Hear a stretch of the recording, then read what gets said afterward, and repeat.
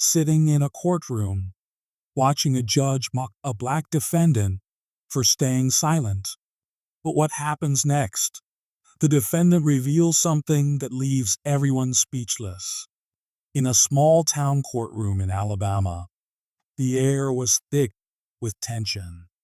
Marcus Johnson, a black man in his early 30s, sat silently at the defendant's table. He was accused of a crime he didn't commit, a robbery at a local convenience store. The evidence was shaky, but the real issue wasn't the case itself. It was the way Marcus was being treated. Judge Harold Thompson, a middle-aged white man with a reputation for being harsh, presided over the trial. From the moment Marcus walked in, the judge made his disdain clear. When Marcus chose not to speak during the proceedings, the judge took it as an opportunity to mock him. "Cat got your tongue?" Judge Thompson sneered, leaning over the bench. "Or do you just not have anything intelligent to say?" The courtroom erupted in nervous laughter, but Marcus remained calm, his expression unreadable. The prosecutor, a young woman named Emily Carter, didn't help matters. She played into the judge's bias, referring to Marcus as uncooperative and suspiciously quiet. The jury, a mix of locals, seemed to buy into the narrative. They whispered among themselves, casting sideways glances at Marcus. It was clear. This wasn't just about the robbery. Marcus was being judged for the color of his skin, not the facts of the case. The real problem wasn't the lack of evidence or Marcus' silence. It was the system itself, a system that allowed a judge to openly ridicule a defendant based on stereotypes. Marcus knew this. He had seen it happen to others, and now it was happening to him. But he had a plan.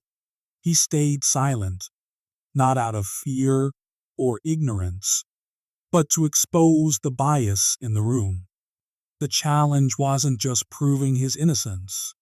It was forcing everyone to confront their own prejudices. And as the trial dragged on, the tension grew. What would happen when Marcus finally decided to speak? As the trial continued, Marcus Johnson's silence became the center of attention. Judge Thompson grew more impatient, his comments sharper. "Mr. Johnson, your refusal to speak isn't doing you any favors," he said, leaning back in his chair with a smirk. "But then again, maybe you don't have anything worth saying." The courtroom buzzed with whispers, but Marcus remained calm, his eyes steady and focused. What no one in that room knew was Marcus' real story. He wasn't just some random defendant. He was a Harvard-educated lawyer who had spent years working on high-profile cases, including several at the Supreme Court. He had dedicated his career to fighting for justice, especially for those who couldn't fight for themselves. But this time, he wasn't in the courtroom as a lawyer. He was there as a defendant, and he had a point to prove. Marcus' silence wasn't accidental. It was strategic. He had seen how the system treated people who looked like him, how black defendants were often dismissed, disrespected, and presumed guilty before they even spoke. He wanted to expose that bias, to show how deeply ingrained it was, even in a place meant to uphold fairness. So he stayed quiet, letting the judge and prosecutor dig themselves deeper into their assumptions. The prosecutor, Emily Carter, tried to use Marcus' silence against him. "Your Honor," she said, "the defendant's refusal to cooperate speaks volumes. It's clear he has something to hide." The jury nodded along, their faces hardening. But Marcus knew better. He had seen this play out before, and he was waiting for the right moment to turn the tables.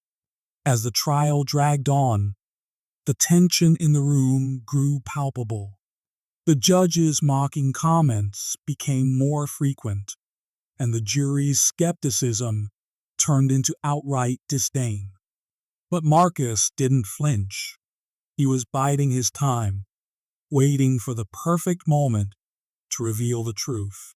And when that moment came, it would change everything.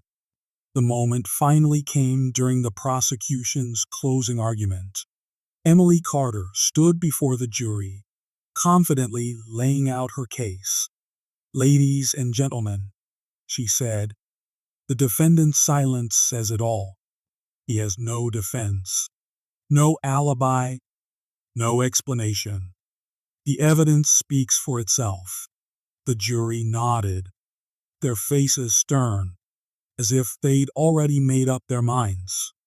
Judge Thompson leaned back in his chair, a smug look on his face, clearly convinced of Marcus' guilt.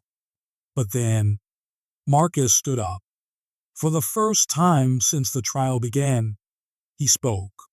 His voice was calm, but commanding, cutting through the tension like a knife. "Your Honor," he began, "I've remained silent, not because I have nothing to say, but because I wanted to show this courtroom exactly how the system treats people like me." The room fell silent. Even Judge Thompson seemed caught off guard. Marcus continued, "My name is Marcus Johnson. I'm not just a defendant in this case. I'm a lawyer, a Supreme Court lawyer, to be exact." The gasps were audible. The prosecutor froze, her note slipping from her hands. The jury's eyes widened, and Judge Thompson's smug expression vanished. Marcus pulled out a badge and placed it on the table, the gold emblem glinting under the courtroom lights. "I've spent my career fighting for justice," Marcus said, his voice steady but filled with emotion.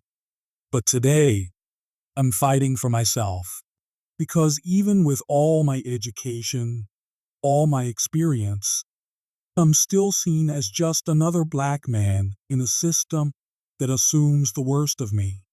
Your Honor, you mocked me. You assumed I was ignorant, uneducated, and guilty. But the truth is, I stayed silent to expose the bias in this room, to show how quickly people judge based on the color of my skin." The courtroom was dead silent. Judge Thompson looked down, his face pale. The jury shifted uncomfortably in their seats. Marcus had turned the tables, and in that moment, the entire dynamic of the trial changed. The climax wasn't just about winning the case. It was about exposing the truth. And Marcus had done exactly that. If this story made you think, hit that like button and subscribe.